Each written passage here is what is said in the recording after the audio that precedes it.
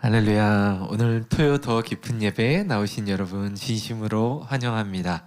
하나님께서 오늘 우리에게 주시는 귀한 말씀 가운데 우리의 영혼이 반응하는 이 아침이 되기를 소망합니다. 우리에게 주신 말씀은 시편 64편 1절로 10절의 말씀입니다.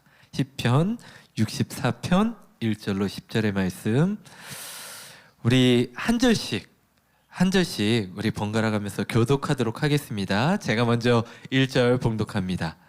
오 하나님, 내 억울한 소리를 들어보소서. 원수들이 위협합니다. 내 목숨을 보호해 주소서. 악한 일을 일삼는 저 못된 사람들로부터 나를 숨겨주시고 나쁜 짓을 일삼는 저 패거리로부터 나를 보호해 주소서. 그들의 혀는 날카로운 칼과 같고 그들의 말은 치명적인 화살과 같습니다. 그들은 숨어서 죄 없는 사람들을 향해 화살을 쏘아댑니다. 죄 없는 사람을 쏘고서도 두려워하지 않습니다. 그들은 서로 나쁜 짓을 하라고 부추깁니다. 그들은 숨겨놓은 덫에 대해 말합니다. 그리고 누가 이것을 알 수 있겠어? 라고 말합니다. 그들은 못된 짓을 꾸며놓고 이렇게 말합니다. 이것은 기막힌 생각이야. 사람의 마음과 생각은 정말로 알기가 힘듭니다. 그러나 하나님께서 그들을 향해 화살을 쏘심으로 그들이 갑작스레 맞아 꼬꾸라질 것입니다. 자기들이 내뱉은 말이 자기들에게 돌아갈 것입니다. 자신들이 던진 말에 스스로가 맞아 쓰러질 것입니다. 쓰러진 그들을 보는 사람들마다 모두 고개를 절레절레 흔들 것입니다. 그때는 사람들마다 하나님을 두려워할 것입니다. 하나님께서 하신 일을 널리 알리고 깊이 생각하게 될 것입니다. 의로운 사람들은 여호와 때문에 즐거워할 것입니다. 그들은 축계로 피할 것입니다. 마음이 올바른 사람들은 모두 주를 찬양하기 바랍니다. 아멘. 기도하시겠습니다. 아버지, 이 아침에 우리를 불러주시고 특별히 주의 말씀 가운데 주를 찬양하는 자리에, 주께 예배하는 자리에 나오게 하여 주심을 감사합니다. 주의 말씀에 내 영혼이 반응하며 하나님 앞에 두 손과 두 팔을 벌리고 우리의 의지를 주님 앞에 놓을 때에 주님 말씀하시는 그 말씀 듣고 우리의 발걸음이 주님께서 원하시는 곳으로 향할 수 있도록, 그렇게 결단하는 이 아침이 될 수 있도록 주님 함께하여 주시옵소서. 성령께서 말씀하여 주시며 주님께서 우리를 무한한 평강과 영광 가운데 인도하는 시간 되게 하여 주시옵소서. 감사함의 이 모든 말씀 예수님의 이름으로 기도합니다. 아멘. 여러분, 오늘 시편 말씀과 같이, 시편에 나오는 것과 같이 하나님, 원수들이 나를 위협합니다. 주님, 나를 도와주시옵소서. 혹시 최근에 이렇게 기도하신 적 있으십니까? 여러분, 혹시 이렇게 간절한 마음으로 하나님 앞에 기도했던 적이 있으십니까?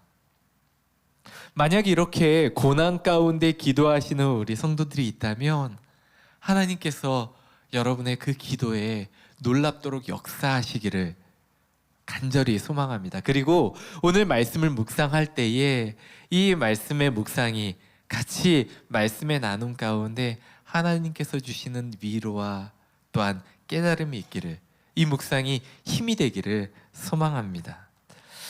시편 본문의 기자는 이렇게 지금 이야기하고 있습니다. 하나님, 내 생명이 지금 위협받고 있습니다. 생명이 위협받고 있습니다. 정확히 어떤 배경인지 모르겠습니다. 어떤 사람이 이 시편의 기자를 지금 이렇게 생명을 위협할 정도로 이런 나쁜 일을 하고 있는지 모르겠습니다. 아마도 그 어떤 사람이 지금 이 사람을 절대절명의 위기 가운데로 몰아가는 것 같습니다. 정확한 배경은 우리가 알 수 없습니다. 하지만 보편적으로 누구에게나 일어날 수 있는 일이다라는 것을 우리는 이 시편의 앞부분을 통해서 알 수 있습니다. 그렇습니다. 어떤 나쁜 사람들이, 어떤 나쁜 다수의 사람들이 이 시편의 기자를 위협하고 있습니다. 생명의 위협을 느낄 정도로 그렇게 위협하고 있는 것입니다. 여러분, 생각해 보면 세상에 악이 들어온 이후로, 세상에 악이 존재한 이후로 언제든지 의인을 괴롭히는 악인들은 존재하고 있습니다. 아마 예수님께서 마지막 날에 오셔서 이 세상을 하나님의 나라로 완전히 회복시킬 때까지 이 악인은, 의인을 괴롭히는 이 악인의 패거리들은 없어지지 않을 것입니다. 계속해서 의인들을 괴롭힐 것입니다. 그렇습니다. 악인들은 우리 의인들의 주변을 결코 떠나지 않습니다. 성경은 우리에게 이것을 분명히 가르쳐주고 있습니다. 오늘 시편에도 이 악인의 위협, 이 악인이 의인을 위협하는 장면이 기록되어져 있습니다. 생명에 해를 입힐 수 있는 그러한 치명적인 공격을 하고 있다라는 것을 보여주고 있습니다. 오늘 시편에 등장하는 악인은 어떠한 사람들인가? 성경은 이 부분에 대해서 명확하게, 너무나도 명확하게 잘 설명해 주고 있습니다. 2절에 보면은 악인의 패거리라는 표현이 나옵니다. 다수라는 것이죠. 그렇습니다. 악한 자는 다수입니다. 결코 악인들은 소수가 아닙니다. 말라기 3장 14절로부터 15절의 말씀을 쉬운 성경으로 한번 보시겠습니다. 제가 한번 봉독해 보겠습니다. 너희가 말하기를 하나님을 섬기는 것이 헛되다. 하나님의 율법을 지켜보아야 아무 소용이 없다. 만군의 여호와 앞에서 우리의 한 일을 뉘우쳐 보아야 아무 소용이 없다. 오히려 교만한 사람이 복이 있고 악한 사람이 성공한다. 하나님께 도전하는 사람이 화를 면한다라고 하였다. 그렇죠.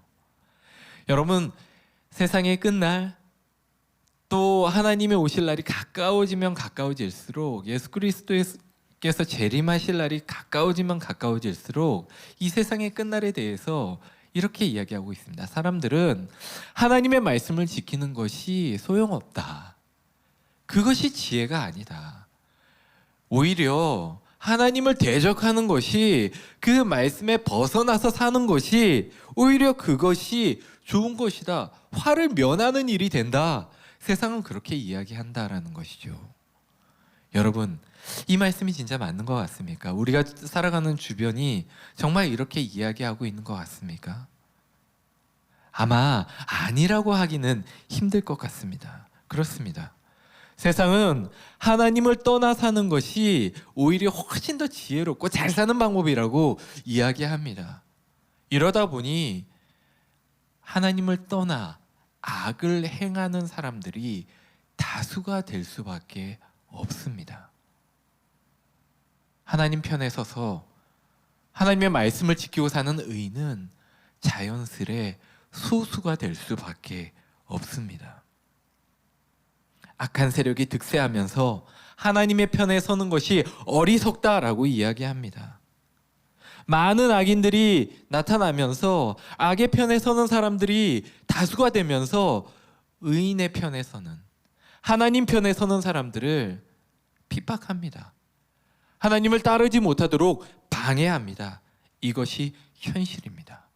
시편의 저자가 살아갔던 그 현실에서도 그랬고요. 지금 우리가 살아가는 지금 이 시대도 동일합니다. 이것이 바로 현실입니다. 이 악인이 어떻게 공격하는가? 시편은 조금 더 자세히 이야기하고 있습니다. 오늘 본문 3절로부터 4절의 말씀을 보면 이렇게 묘사하고 있습니다. 제가 봉독합니다. 그들의 혀는 날카로운 칼과 같고 그들의 말은 치명적인 화살과 같습니다. 그들은 숨어서 죄 없는 사람들을 향해 화살을 쏘아댑니다. 죄 없는 사람을 쏘고서도 두려워하지 않습니다. 악인들이 어떻게 공격하는가? 그들은 말로 칼, 날카로운 칼과 또 쏘는 화살과 같이 그렇게 공격한다라고 이야기하고 있습니다. 여러분, 특별히 여기에서 날카로운 칼 하면 뭐 충분히 이해가 가시죠? 그리고 여기에서 쏘는 활, 특별히 이 활에 대해서는요, 화살에 대해서는 본문의 의미를 보면 독화살을 의미합니다. 독화살. 제가 이 독화살이라는 것에 대해서 좀 말씀을 묵상하면서 이게 뭔가 조금 더 그 의미를 명확하게 하기 위해서 유튜브를 한번 찾아봤습니다. 그러니 보니까 이 원주민들이 독화살로 짐승을 사냥하는 장면이 이렇게 내셔널 지오그래피에 나와 있는 영상을 봤는데요. 그 화살, 식물이나 아니면 뭐 곤충이나 이런 데에서 채취한 독을 가지고 화살을 쏘면 그 동물이 화살을 맞고 깜짝 놀라서 도망을 갑니다.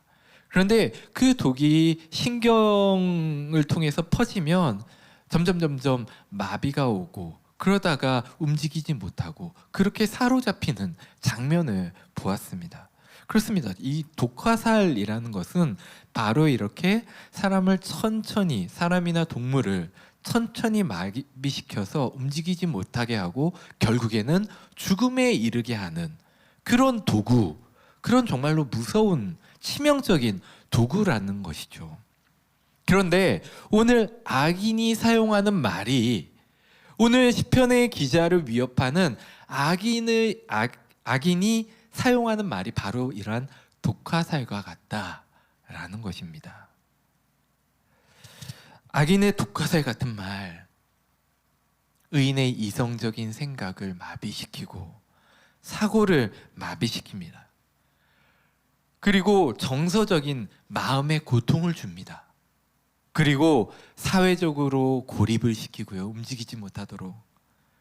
결과적으로 영혼이 죽고 그 사람이 죽어가도록 만드는 것이 바로 악인의 독화살과 같은 말이다라고 성경은 이야기합니다.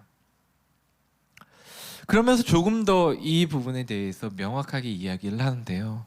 이 악인이 쏜 독화살이, 이 독화살과 같은 말이 왜 치명적인가 더 설명을 하고 있습니다. 4절에서 보면 첫 번째로 숨어서 쏜다라는 것이죠. 숨어서 쏜다.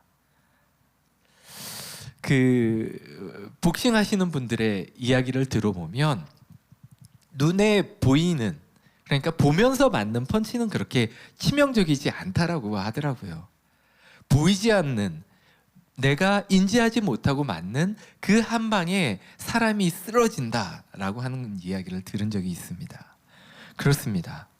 보이지 않는 곳에서 숨어서 공격하는 것은 치명적일 수밖에 없습니다.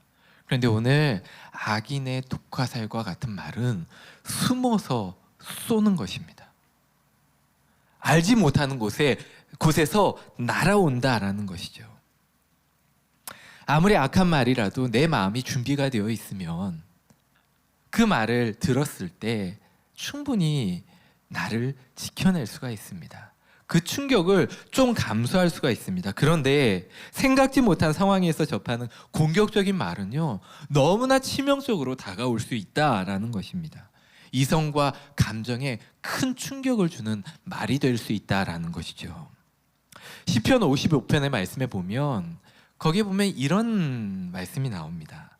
악인이 다른 사람이 아니라 한때 내가 가까이 했던 친구가 어느 날 악인으로 나에게 다가왔다라는 장면이 시편 55편에 나옵니다. 그렇습니다. 가까이 여겼던 사람, 내가 생각지 못한 사람에게 그러한 공격을 받는다. 그러한 공격을 받을 때에 너무나 충격을 받을 수 있다라는 것이죠. 여러분, 이러한 경험 있으십니까?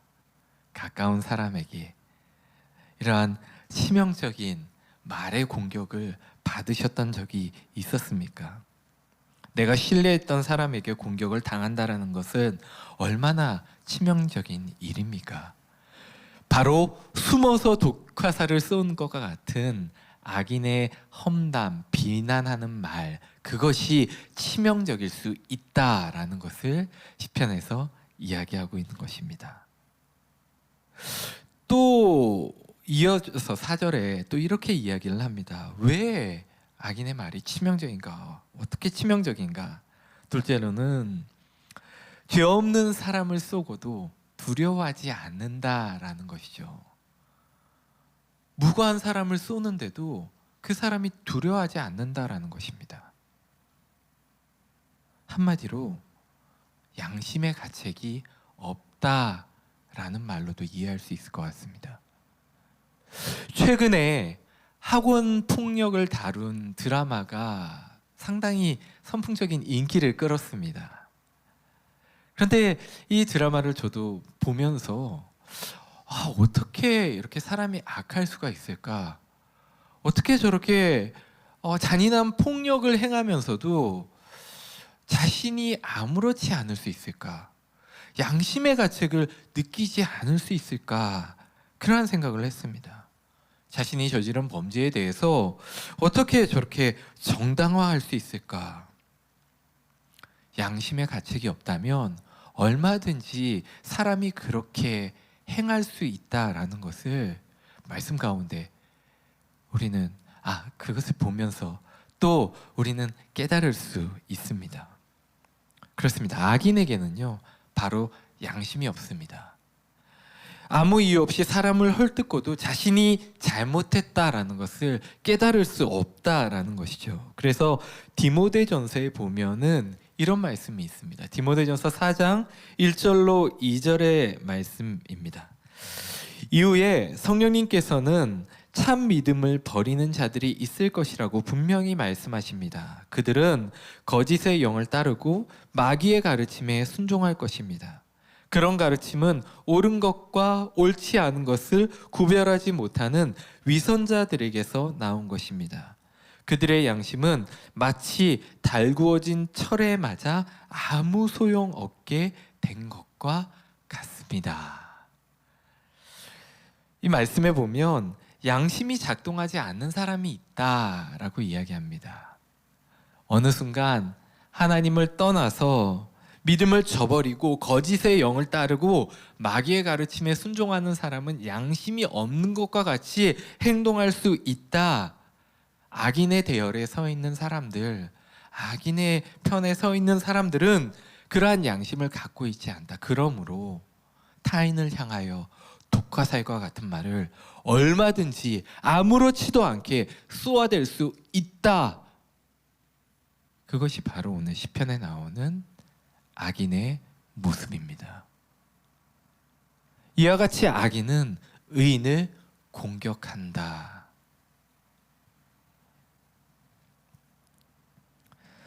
그렇다면 오늘 이 시편의 말씀을 묵상하는 우리에게 하나님의 보호를 구하는 시편의 기자와 같이 우리도 이러한 악인의 공격에 대해서 하나님, 우리를 보호하여 주시옵소서. 우리 주변에 얼마든지 우리를 공격할 수 있는 이 악한 공격에 대하여 주님, 우리를 지켜주시옵소서, 보호하여 주시옵소서. 우리는 분명히 이렇게 기도해야 할 것입니다. 그렇다면 우리는 시편의 기자와 같이 우리 또한 어떻게 기도해야 할 것인가? 이러한 공격이 올 때 우리는 어떻게 우리 자신을 지키고 하나님 앞에 기도해야 할 것인가? 이것이 바로 오늘 우리가 시편을 묵상하면서 중요하게 생각해야 할 부분입니다. 그렇습니다. 시편의 기자가 오늘 이러한 악인들의 공격을 막아달라고 이야기를 합니다. 하나님, 이 악인들의 공격을 막아주십시오. 하나님께서 앞에 서셔서 이 화살을, 이 칼을 막아주십시오. 그렇게 기도하고 있습니다. 맞습니다. 우리는 분명히 그렇게 기도해야 합니다. 또한 우리가 기도해야 할 바가 있습니다. 여러분, 중요합니다. 하나님, 우리가 저 악인의 편에 서지 않도록 지켜주십시오. 우리가 저 악인의 편에 서지 않도록 지켜주십시오. 하나님의 보호는요, 직접 그 화살과 칼을 막아주는 것도 있습니다. 동시에 우리의 마음을 지켜서 그 악인의 편에 서지 않도록 하나님, 우리를 보호해 주십시오. 우리를 지켜주십시오. 우리는 분명히 이렇게 기도할 수 있어야 합니다. 하나님의 실제적인 보호, 의인이 악인의 편에 서지 않는 것. 하나님께서는 이렇게 우리에게 말씀하십니다. 오늘 본문 5절에 보면요. 우리 5절의 말씀 같이 한번 봉독하겠습니다. 그들은 서로 나쁜 짓을 하라고 부추깁니다. 그들은 숨겨놓은 덫에 대해 말합니다. 그리고 누가 이것을 알 수 있겠어? 라고 말합니다. 무슨 이야기입니까? 악인들이 의인들을 향해서 어느 순간은 같이 하자. 이걸 누가 알 수 있겠어? 그렇게 살지 말고 그냥 같이 우리랑 같이 그렇게 비난의 화살을 날리면서 재미있게 아무렇지도 않게 살아. 누가 알 수 있겠어? 이렇게 끌어들인다라는 것이죠. 여러분 시편 1편 1절에 어떤 말씀이 나오신지 여러분 기억하십니까? 한번 같이 봉독해 볼까요? 1편 1절입니다. 자, 시작. 복 있는 사람은 악인들의 꾀를 따르지 아니하며 죄인들의 길에 서지 아니하며 오만한 자들의 자리에 앉지 아니하고. 그렇습니다. 의인은요, 악인들의 자리에, 악인들의 편에 서지 않도록 애써야 한다. 시편은 맨 앞에 이 말씀이 나와 있습니다. 하나님 우리를 지키십시오. 보호하십시오. 악인들의 그 모임에, 그 회중에 들어가지 않도록 우리를 지켜 보호하여 주시옵소서. 의인의 편에 설 수 있도록 도와주십시오.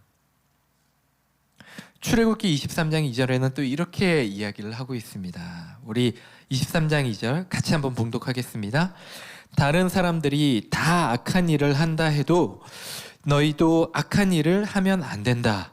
다른 사람들이 다 거짓 증언을 한다고 해서 너희도 함께 거짓 증언을 하여 공정한 재판을 방해하면 안 된다. 그렇습니다. 끊임없이 하나님은 우리에게 말씀하십니다. 우리 스스로를 지켜서 악인의 편에 서지 않도록 조심하라. 조심하라. 의인이 분명 악인의 편에 설 수 있다. 그래서 똑같이 공격할 수 있다라는 것을 우리에게 가르쳐주고 계십니다. 그렇다면 우리 의인들이, 하나님의 사람들이 어떨 때에 악인의 편에 설 수 있을까요? 여러분, 이 부분을 한번 생각해 보신 적이 있습니까? 제가 얼마 전에 어떤 성도님께서 저한테 성경 구절에 대해서 이제 해석을 좀 알려달라고 문의를 해오셨어요. 그래서 이제 제가 성경 말씀을 보고 그 말씀 잘 아는 말씀이기 때문에 제 머릿속에는 이미 어느 정도의 그 답을 이렇게 가지고 있었죠. 그런데 그 답이 있어도 그래도 성경을 다시 한번 살펴봐야 되겠다 생각을 해서 성경 구절의 앞절과 뒷절을 다 이렇게 훑어봤습니다. 앞장 뒷장을 다 이렇게 훑어보고 그래, 내 생각이 맞아 그러면서 이렇게 쭉 설명을 드렸습니다.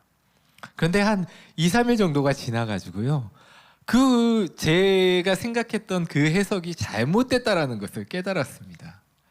분명히 성경 구절을 살펴보면서 앞뒤로 성경 앞장 뒷장을 다 살펴봤는데 제 생각이 잘못되었다라는 구절이 있었음에도 불구하고 그것을 그냥 뛰어넘어 버린 겁니다. 즉, 제가 믿고 싶은 대로 생각을 하고 있다 보니 하나님의 말씀 가운데에서도 분명히 있는 구절인데도 불구하고 그 구절을 그냥 스킵하고 지나갔던 것이죠. 발견하지 못하고 지나갔던 겁니다. 사람이라는 것이 이런 것 같습니다. 자기의 믿음, 자기의 생각이 확고하면요, 아무리 바른 이야기가 있다 하더라도 그것을 못 보고 지나칠 수 있습니다. 어쩌면 보려고 하지 않았을 수도 있는 것이죠.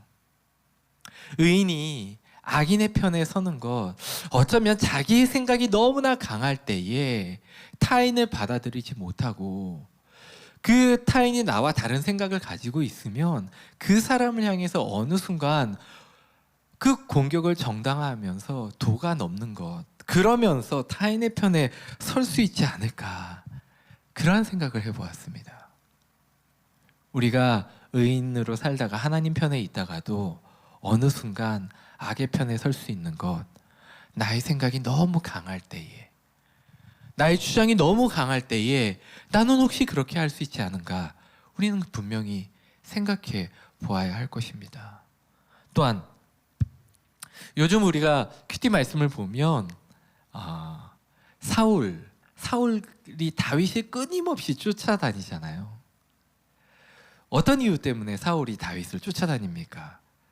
다윗이 자신의 왕권을 위협하고 있다고 생각하니까 사울이 죽을 똥살똥 나라를 돌보아야 되는 왕이 한 사람, 그것도 무고한 한 사람을 향해서 끊임없이 죽이려고 쫓아다니고 있지 않습니까? 바로 자신의 이익에 눈이 멀다 보면 어느 순간 의인이 악인의 편에 설 수 있게 된다. 우리는 그것 또한 생각해 볼 수 있습니다.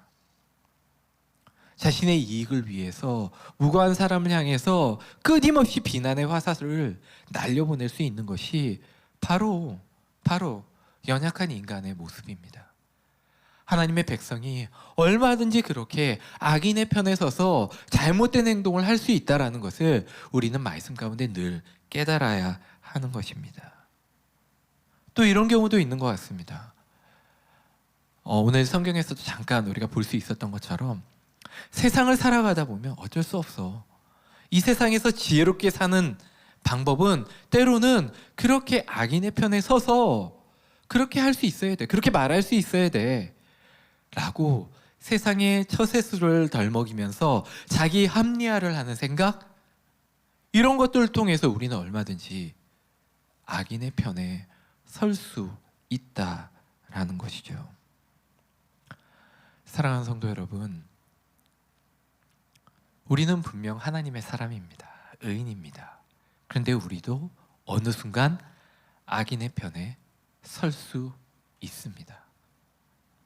순간순간 이러한 일들을 겪으면서 잠깐 우리도 모르게 넘어가는 그 순간, 아주 미묘한 그 순간, 그 찰나의 순간에 악한 세력이 들어와서 우리를 주장하면 우리는 어느덧 의인이 아니라 악인의 모습으로서 무고한 사람들을 향해 칼을 휘두르고 화를 날릴 수 있다라는 것을 우리는 분명 오늘 말씀 가운데 생각해 보아야 할 것입니다.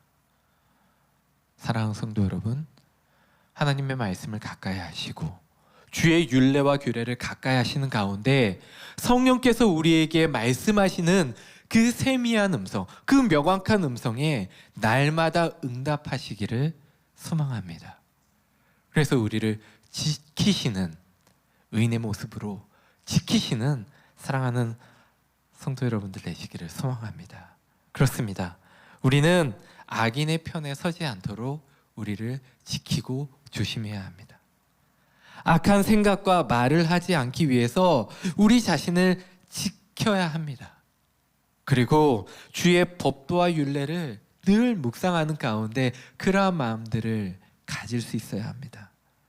사랑하는 성도 여러분, 하나님의 편에 서기 위해 부단히 노력하시는 날마다 의인으로 나아가는 우리 허브교회 성도 여러분 되시기를 주님의 이름으로 축원합니다.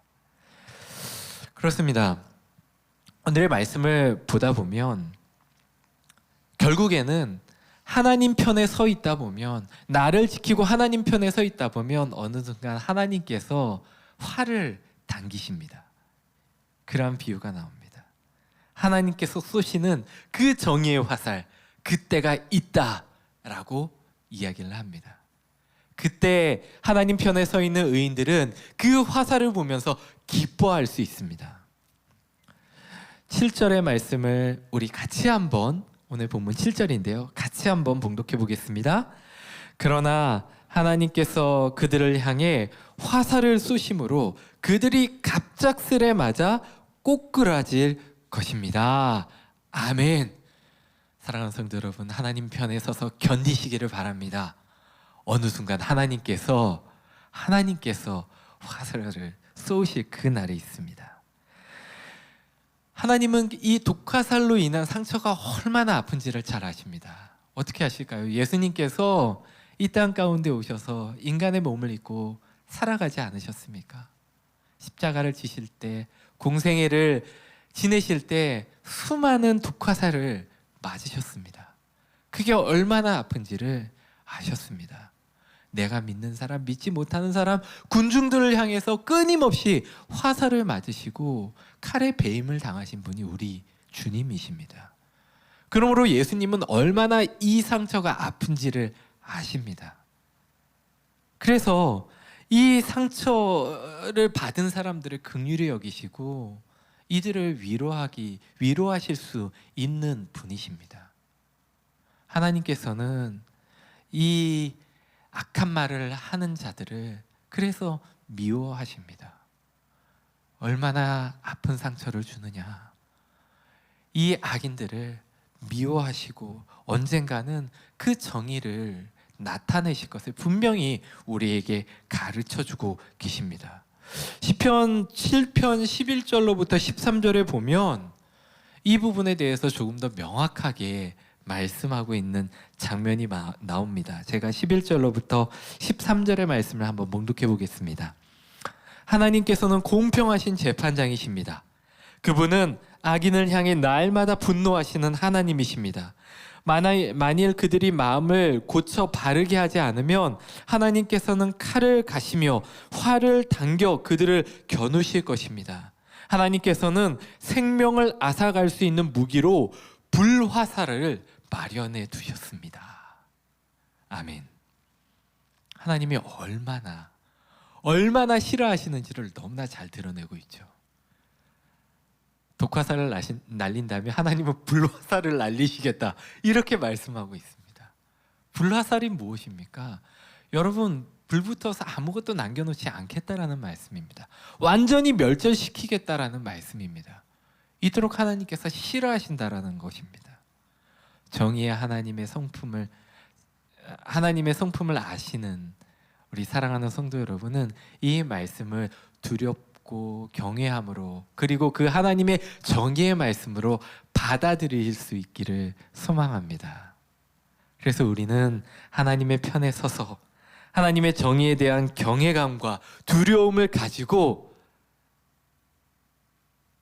하나님의 정의가 무엇인지, 하나님께서 기뻐하시는 것이 무엇인지, 하나님께서 기뻐하시는 말이 무엇인지, 어떻게 행동해야 하는지를 우리는 말씀 가운데 날마다 깨달아가야 할 것입니다.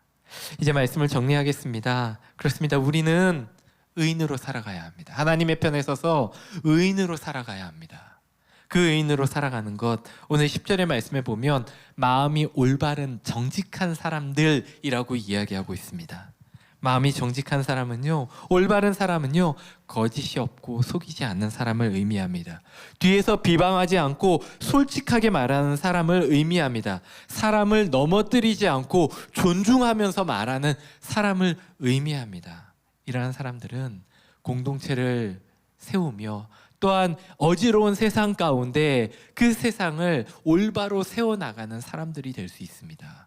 악한 세력들은 교회 공동체 또한 사회에서 끊임없이 공격합니다. 여러분, 이 화살을 쏘는 것은요, 비단 사회에서만 일어나는 일이 아닙니다. 교회 공동체에서도 똑같이 일어납니다. 이런 일이 일어날 수 있습니다. 그런데 이러한 상황 가운데에서 우리는 이것이 악의 세력들의 분쟁을 일으키고 갈라지게 하는 일임을 깨닫고 우리는 이 가운데 의인의 편에 서서 우리를 지키고 또한 공동체를 지키기 위해서 하나님 앞에 오늘 시편의 기자와 같이 기도할 수 있어야 합니다.